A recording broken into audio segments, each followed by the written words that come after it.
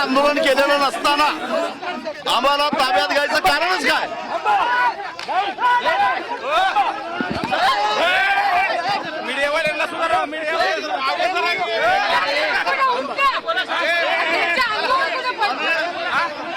आम्ही कसल्याही प्रकारचं आंदोलन केलेलं नाही.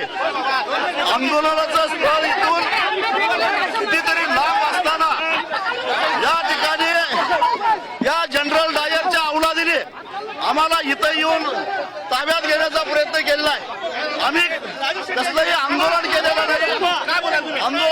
कायदा संस्थेला कुठे धक्का लावलेला नाही. मग असं असताना आम्हाला ताब्यात घ्यायचं कारणच काय?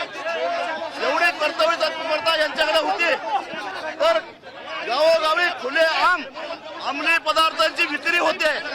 12-13 वर्षाची पोरं आज अंमली पदार्थाच्या आहारी झालेल्या आहेत. हे पोलीस लाच घेऊन त्या ठिकाणी खुले आम धंदे चालू आहेत.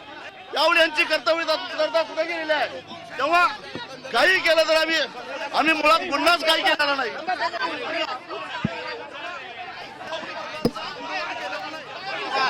आंदोलनाचं स्थळ इथून